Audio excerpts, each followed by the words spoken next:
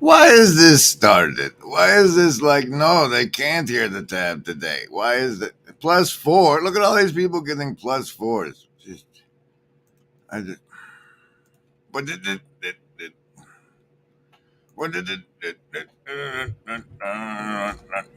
And we try again. Can you, can you hear it now?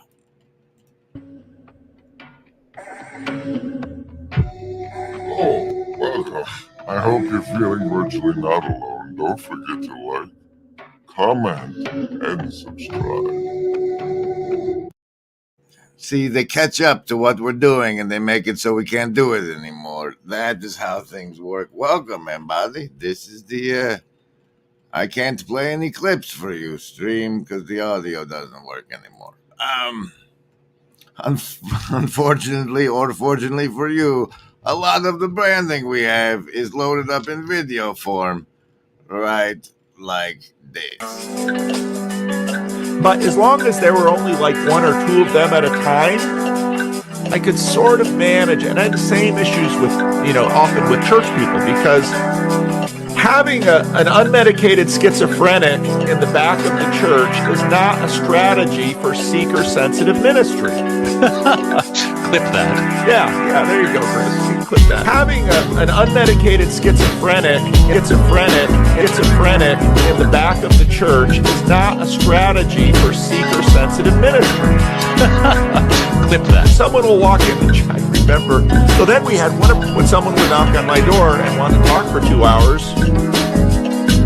My schedule could handle it. My schedule could handle it.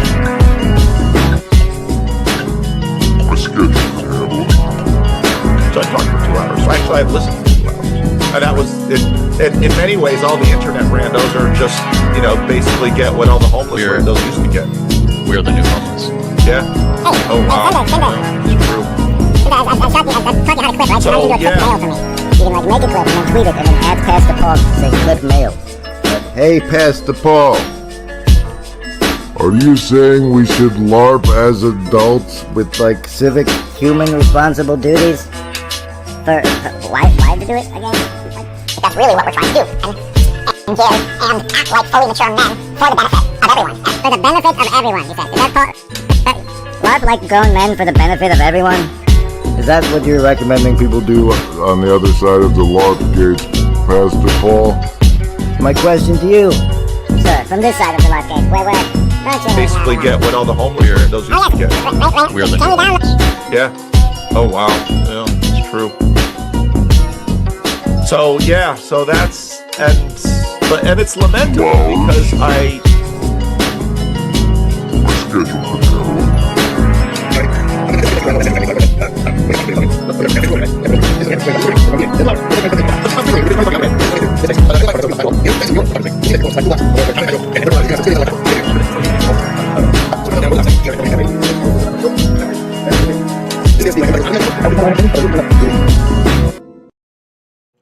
All right, welcome. This is the We're All Just Prisoners Here commentary stream on the Grim Grizz channel for, what do you call it there? The 12th. The 12th of March. We have Bad Comedy Shorts and Rascal and Cassandra and Steven and Tom and Tunji and Foxman and Franco and Jacob I saw is in there, and there's Mills. Oh, look, it's Slack. He sure can. Good morning, Emily. Rascal with the snake. A snake. Thanks for that. Mosley, good to see you. We're having the prisoner's dilemma. That's correct. Hey, and this Dr. Lenny time. Now, let us see if one more time, if we are going to be able to do our standard play things this way. Here's another opportunity for +4s, maybe we'll stop it. We'll start it one more time. Make sure the tab, look, the tab, share tab audio. That's like that. There yes, share tab audio. Share it, and then play it, and then hide.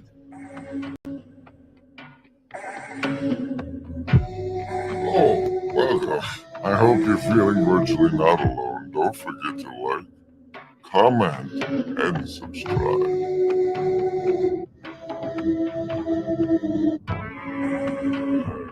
I don't know if anybody's even listening right now. Like these voices in the background. Makes them feel virtually not alone.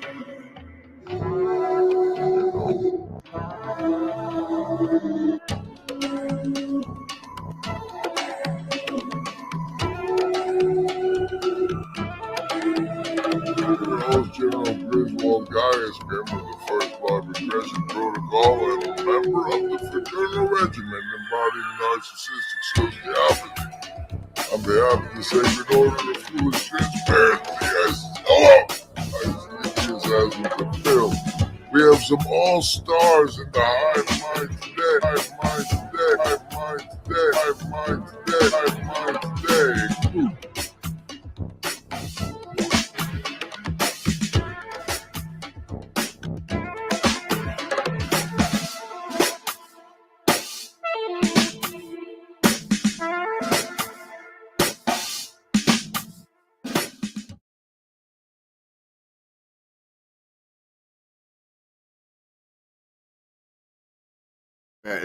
It's like I wasn't prepared. I was just getting ready to roll y'all savings throws, and the social die made a run for it. So I need to buy myself time with which to that may be yada yada. And if you can hear things now, this is hot fresh off of Papa Peterson's channel. Subcommittee will come to order without objection. Big government was colluding with big tech to censor Americans. That's the first thing we learned. But now it's big government colluding with big banks and big business to spy on everything Americans buy, every place they go, everything they do. Big government wants your financial data because it's full of sensitive information about you.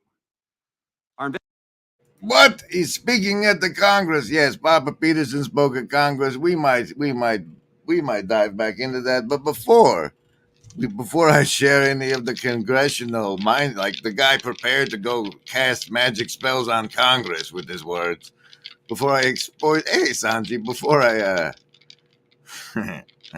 I expose you to that, we'll give you an opportunity for a savings throw against it. That's right.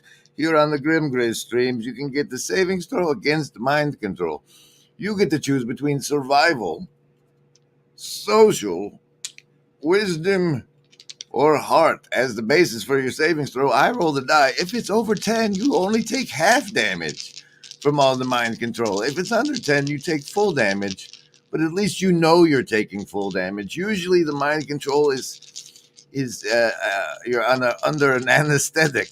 Under an anesthetic, and you don't even know you're being mind controlled, but at least now you do. At least now you do. Survival, social, wisdom, or heart. Choose. Woo, that one almost rolled out. Look, it's a disciples. Disciples today. That's a 12 for survival, folks. Socialists making it just barely by the scrape of the 10 there. That they counted their fingers and that's what they got. Lovers of wisdom rocking it hard with 15, 3 of the fives. And we got Baker's Coven. Baker's Coven for the hard folks. That's a 13. Indigo Kids, you're on a 6. You got the 6 there. Let's see where this goes if we can. Investigation started when an FBI whistleblower, George Hill, came forward and talked to the committee. Mr. Hill was supervisory intelligence analyst. Immediately, the following threshold customers confirmed. Even prideful engineers who so enthusiastically helped build this system call it Skynet.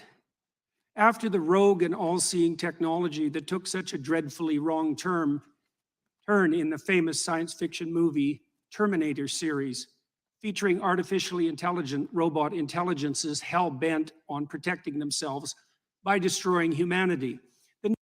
Oh no! I've been triggered a member berry. Let's see if we can make that work. We go back over to this tab here. Now I'm pursuing a member berry. Bear with me. This takes a moment from time to time. We go to the Friday morning nameless, and he had a wave back time video. AI. Let's see if it comes up. Let's see if it comes up in the search. AI is Taco Bell. Set AI. That's probably a good one. This is not the one. Maybe you know the one, Chad. The one where he's got where Papa Peterson was on Rogan, and he's like, my brother-in-law made a brand new AI chip that's gonna explode the universe. You remember that? Anyway, here's part of this one. With VR goggles and implanting a chip. I'm going to show you. They actually implant a chip into the brain in this movie. Well, they're talking about doing that today. Neural implants. You know, it's amazing that this movie was made in 1992 and all this is being shown. So, but I think in what you said, I actually have the issue that has been going through my mind so much is when you said, you know, people put in the question and then they rate the answer. My intuition is that the intelligence still comes from humans in the sense that it seems like in order to train. Here we got it. We got it. It's like a live scavenger bounty board. Chad said it's called You Ever Hear of the Internet? And let's see if the search terms find it. We go to his channel. We click over here. Wait, there it is. Hear of the Internet. There it is. And so what I figured out was partly because I was talking to my brother-in-law, Jim Keller, who's the world's greatest chip designer and has now designed a chip that's as powerful as the human brain, which is optimized for artificial intelligence learning, by the way. And so I talked to him about that. He said, "You heard of the internet?" I said, "Yeah, Jim, I've heard of the internet." He said, "This is way more revolutionary than that."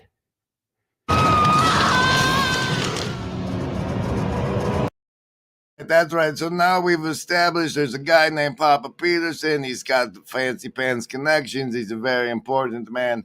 And that'll all come into play on this. We're all just prisoners here, common commentary. But I must tell you, I must tell you, Lance said this. Lance said this. And so now you get this.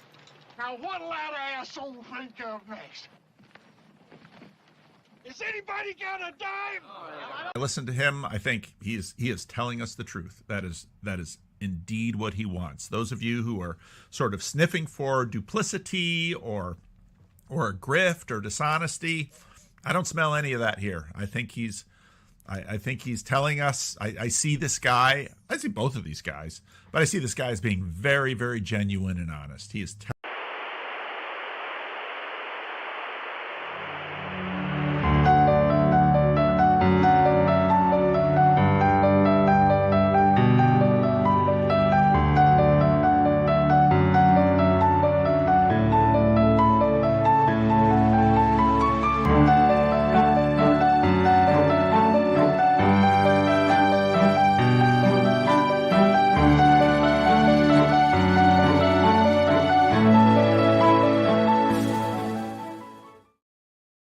Now, as it comes to pass, when you become a famous ship captain in this flotilla of the TLC, and apparently some boats have floated away, and we wish them their best and hope that they return to the flotilla the way that the hero's journey has the hero returning to the village.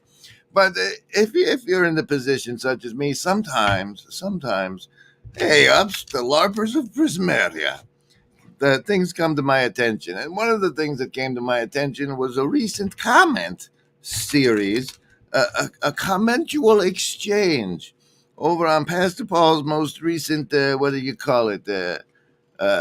Friday rough drafts for sermon. You know, he'll say it in a minute. And that's the commentary that's going to be happening today. Because some of that commentary, you know, you can lurk, you can watch, and you can comment, or you can start a show or join a live stream. There's lots of ways to play. The comments have to really be kind of stellar to get the level of attention that I'm giving this one. But you can play just via the comments. Try it.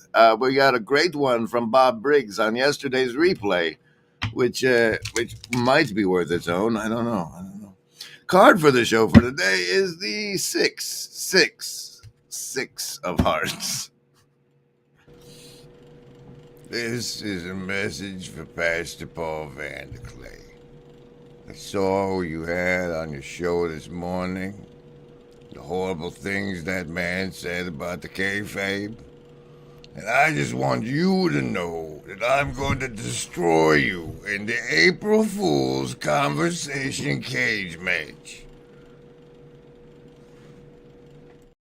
And then an update on the April Fool's Conversation Cage match. Saul Copperman is in on the T-Grog and Saul Copperman debut big thing there. But we also need the wrestler fellow to probably do a match against Luke, I think. Like Luke and the wrestler guy. What's his name? You guys know. I think they should have a show too. Now, let's see. This is where the commentary comment is going to come from. Hopefully, you can hear this tab. Let me know. It was preloaded, and that might cause the problem. Let me make sure you can hear this. Please let me know. This is Rough Draft for Sunday, where I run through the current version of my Sunday sermon. According to YouTube, it's been 6 years since I made this video that sort of took off, and my YouTube channel and everything around it sort of began. It was about Jordan Peterson, a Canadian psychologist who sort of stirred things up in 2016, complaining about the Canadian government's attempt to force certain pronouns. And now, stirring things up by the levels of... Oh, that deserves a thing. The level... Go away. The levels of kayfabe are too damn high. Okay, there you go. Okay, and now by... As Jordan Peterson stirred things up by what you call it? Stirring things up by complaining, so too did the beloved, let's see what it is here. MJ 2022 so also stirred things up by complaining. And that is the but the other side, the comments. Where are you at? You're at the bottom now. What's that? There it is. Read more, make it bigger. We want the people to be able to read along on their little devices. Maybe that's good enough. All right, we're all set up to go on today's. I'm not a cat. We're all just prisoners here. Commentary. But first.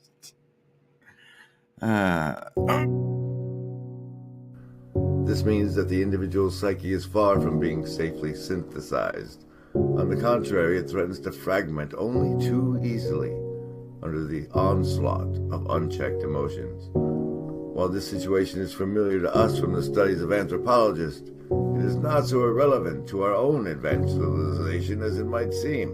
We too can become dissociated and lose our identity. We can be possessed and altered by moods or become unreasonable and unable to recall important facts about ourselves or others, so that people ask, "What the devil has gotten into you?" We talk about being able to control ourselves, but self-control is a rare and remarkable virtue.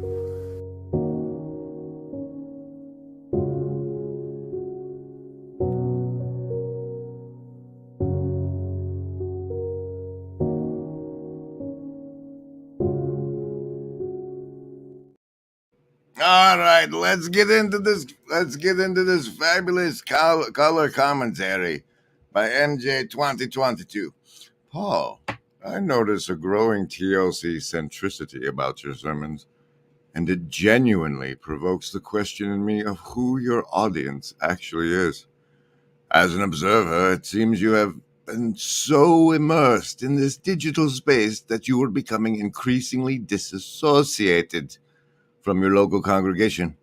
I'd be curious to know whether you survey and take surveys within your church to see if the community is properly benefiting from your sermons and how you could better improve to serve their needs.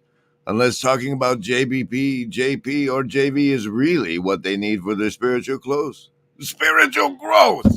Somehow I doubt that. But what do I know?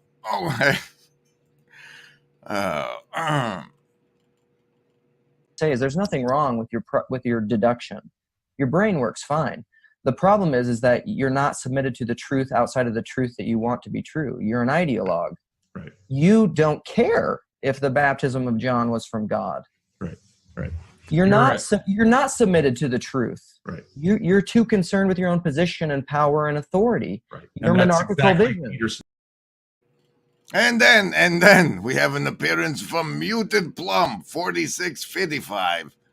And goes, "Lol, your trolling is too obvious to trigger Paul Imo. But it might be like this. He himself gets spiritual growth from talking about these matters and the comfort in finding others to share it with, which turn puts him in a more enthusiastic and wise place in which to carry out his local pastoral duties. It's a win-win which you can enjoy, MJ."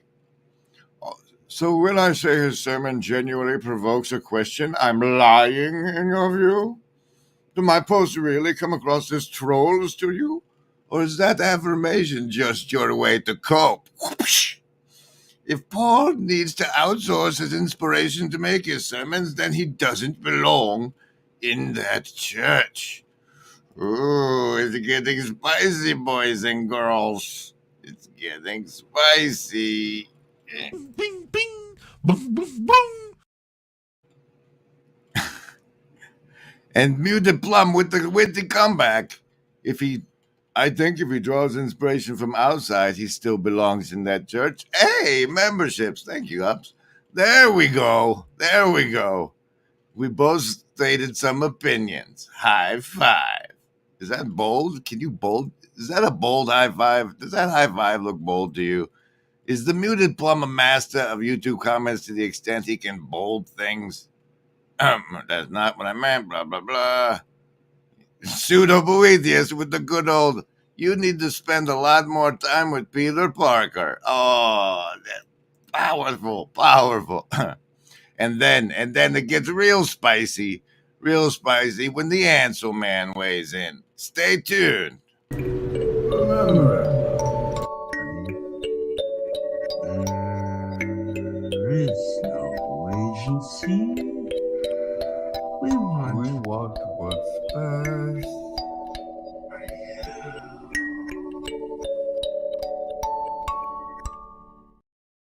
And now, thank you, Ups. On this commentary stream, we have to make the all-important decision of how shall we give Ansel Man voice. What shall be the voice of Ansel Man as we read his color commentary? And what is... Come on now. It's not that bad.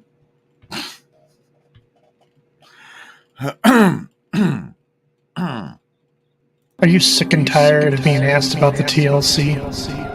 When you look at this corner, do you not even think that it's a thing?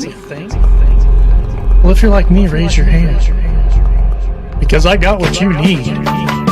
You need Telos tea.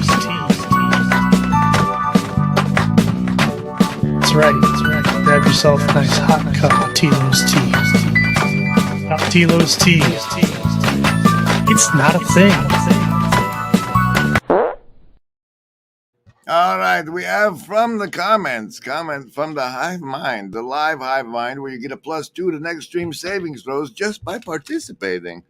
We have suggestions of a Scottish poet accent and a kind of voice as you can. They come out. I don't tell the voices what accents to make. They're just the ones that have out. It's not the camera. I'm blurring out in real life. Okay. Yes, it's a mercy, Sanji. Okay, bonus card, 5 of diamonds, just because I'm shuffling.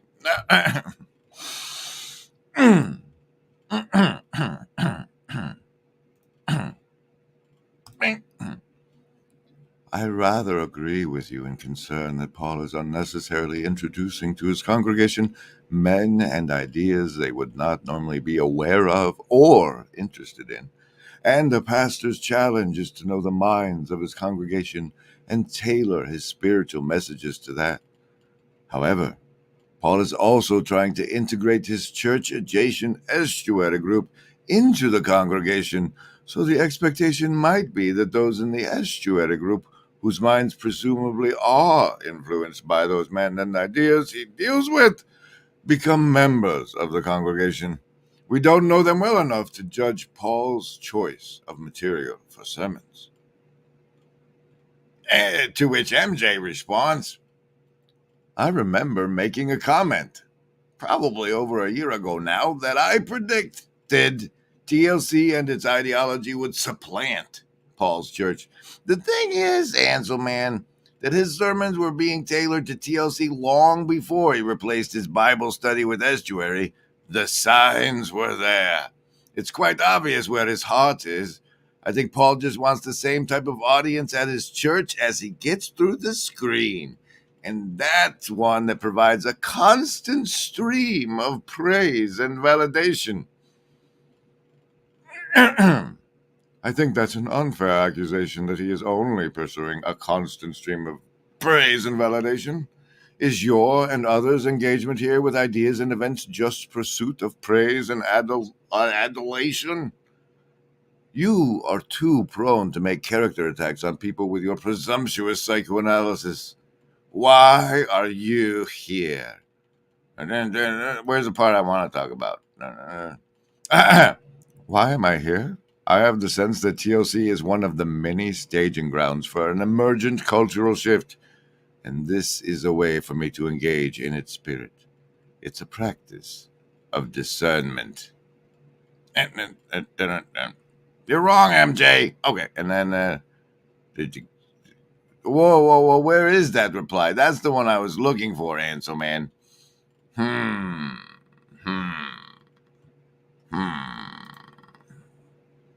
How mysterious. This is the summary. I read it, though. I read the original, damn it. and I liked it. If not, I would summarize it as the observation that there are those in the corner who are piggybacking on Paul's project to push things that are not Christian. That's what's more concerning. Anthroposophists, pantheists, Kabbalists, etc. Those who express disdain for biblical Christianity and want to reinvent it to be accommodated to theosophy and Hermeticism. Hermeticism?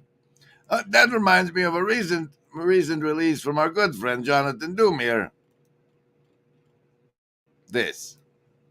Spells, magic. All language is magic. All art is magic. The more that you know me, the more you can understand me. Part of that has to do with all these nested fields of relationship. It's English speaking, understanding my culture, understanding my family, understanding all the different fields and the multiplicities and the relationships that make up me.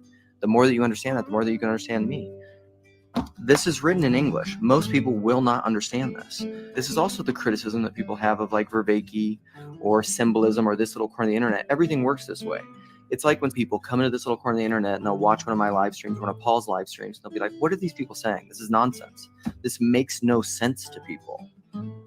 Well, it doesn't if you're not within that relationship. If you haven't been initiated and you haven't been put under that spell of that language and that magic, you won't be able to understand it. Being under the spell of that language is part of understanding it. Science is like this too, people. It's not complicated. Like, you won't understand it if you're not initiated in it, if you're not under its spell. That's how it works. And spells, just like hierarchies, bind and blind. And this is where negative cults happen. Is like you can get under the spell of a cult, which is necessary. It's inevitable. You have to understand anything. And then you can flip that, and it can become a closed system, cultish thing that binds and blinds anything else, that doesn't let anything else in, and become a dead, stagnant pond or a dead castle where there's no spring coming up to give it life, and it's not getting anything from outside. It's just a dead thing. Everything works that way. And it reminds me of the George MacDonald quote from Lilith. We conflate familiarity with understanding. And where he says, and the fact is no man understands anything. And he says, you know, I'm sorry I can explain the thing to you. I but barely apprehend it myself. You have familiarity with it. But familiarity is an understanding. Like, people think they understand this table that my computer's sitting on, this phone. You think you understand this because you're familiar with it. You don't understand this. Up quarks, down quarks, leptons, bosons. What are those? You don't know. You don't know. Like, you don't know what anything is. You just think you do. We are so under the spell. We are. Most of us are. In the modern world, it's just the way it is. We are bewitched by philosophical materialism. You're under a spell. And I don't know. The list? Yes, yeah. any of the first level ones. I'm gonna get a soda. Anyone want one? Hey, Graham, I'm not in the room, right? What room? I want to cast Magic Missile. The room where he's casting all these spells from. He hasn't cast anything yet. I am, though, if you'd listen. I'm casting Magic Missile. Why are you casting Magic Missile? There's nothing to attack here. I'm attacking the darkness.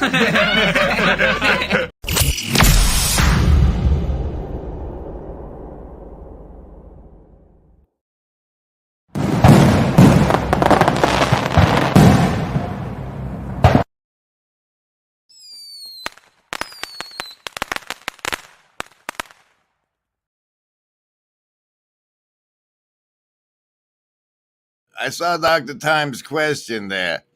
His question is, it was Tunji's question. Wait a minute. Dr. Time's question was, is Grizz a cult leader? Tunji's question is, cult a Grizz leader? That's a better question. That's a better question, Tunji. Hey, Mark. Yes, still learning this language. Good luck. Good luck, you bosons. Good luck. But my response is, I'm a cult leader. And then... You tell me. You tell me, Doc. You tell me.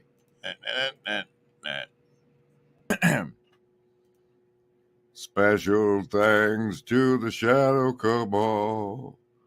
So say we all.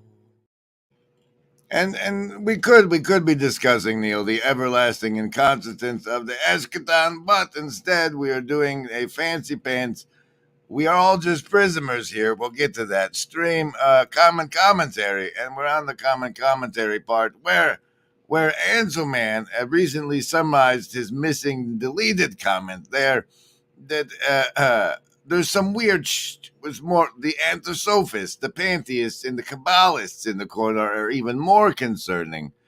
And the reason I stopped by over our good friend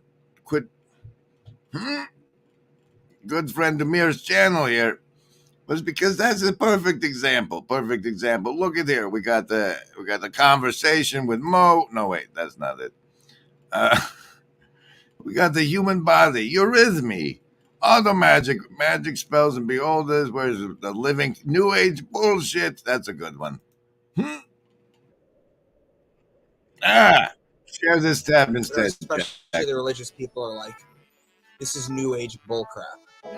You know, the tarot, the astrology. They used them in old times. I mean, you have church fathers like Irenaeus using astrology. Same with early Muslims, rabbis. Obviously, alchemy was accepted in Christianity, Islam, Judaism. I mean, we have all the Byzantine Empire embraced Hermeticism and all those texts. So it's just it's just an excuse for control. New Age, it's a buzzword given to them, and they think that it absolves them of actually having to do any thinking.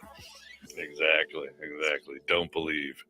Ignore the evidence before your eyes, as George Orwell said. Yes.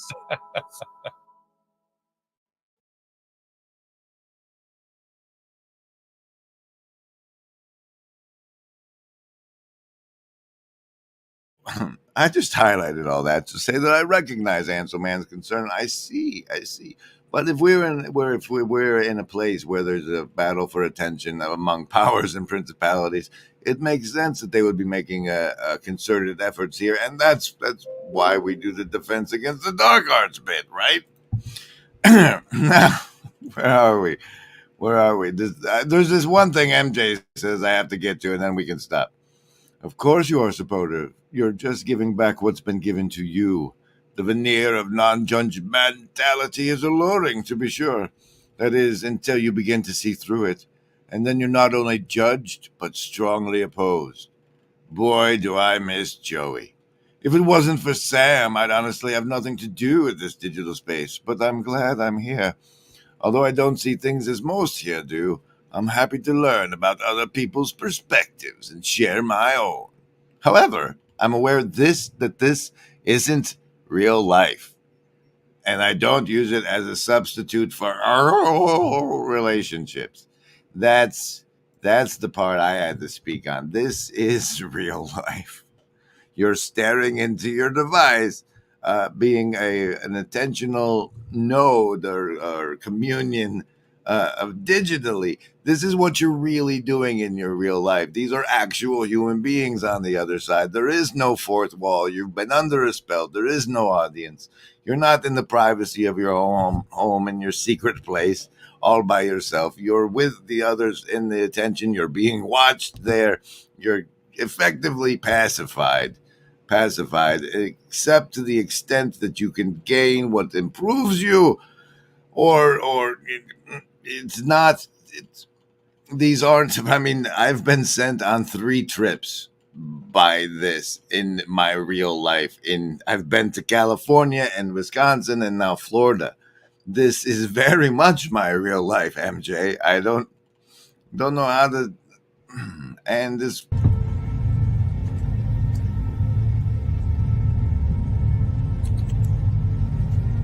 I believe that if everyone sees what just a few people become when they wholly embrace their gifts, others will awaken.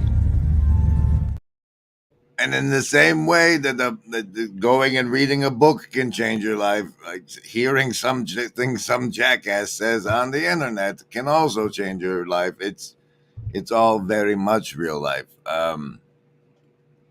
That some people choose to have these parasocial internet relationships in preference to physical, embodied, real-world relationships is probably a sign or symptom that your insurance will pay for. We all know that there is no agency any living gent can see doing what is right for me. Is lifting up my bro so he can grow some eyes to see that doing what is right for me increases all our agency. If you act, hey, I'm reading this. If you act outside of the values of what you would do in your real life, how you act online is your values. Just because you're disassociated doesn't mean everyone else is. Which means, yes, this is you acting that way in your real life, even if you're acting that way on the internet. This is you. Time is still moving. This is what you're actually doing. The historical record. The life review the Akashic records perhaps will show that is what you were doing. It's not, I don't know. I wanted to bring that out, and I thought it was important that Anselman pointed out there is the salt water in the estuary. There is the dangers associated with too much attention and not serving other needs. It's good to get something other than positive affirming feedback from time to time. And that's the sharpening iron bit we've been supposed to be doing a long time ago. I did get a piece of accountability stalking, as I had forgotten to share the stream from yesterday into the Discord. Disclaimer, someone accountability stalked me on that.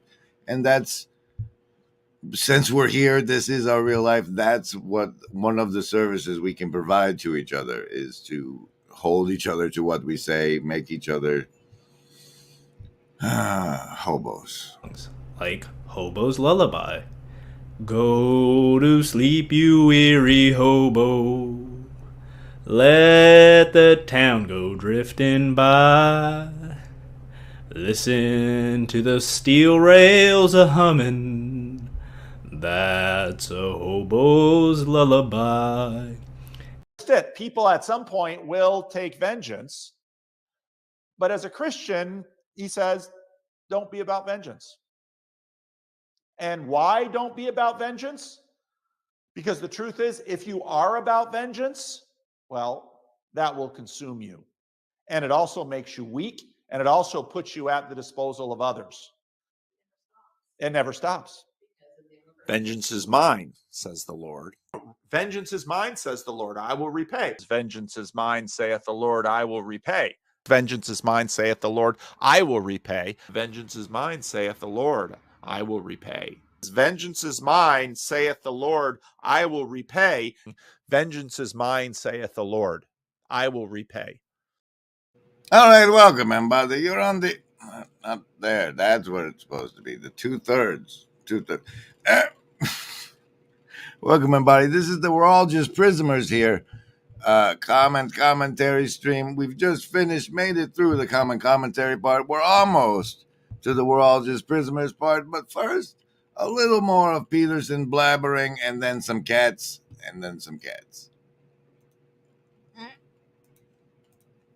The name also references a well-known Chinese phrase describing the reach of the divine itself. The net of heaven is vast, yet it misses nothing, which aptly describes the capabilities of the new state apparatus. The system is integrated with the so-called Chinese social credit system, which awards its involuntary participants with a score indicating their compliance with the dictates of the Chinese Communist Party.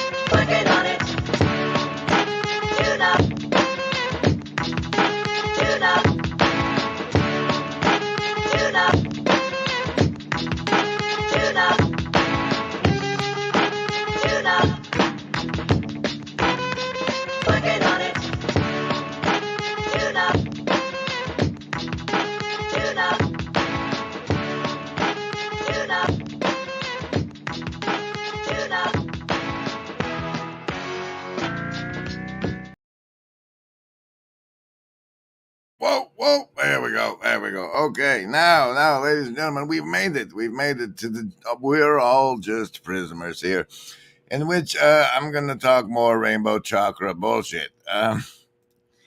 Now, it's just all right. First of all, biblically, isn't the rainbow the covenant that the world won't be destroyed by flood again? That's like officially, right?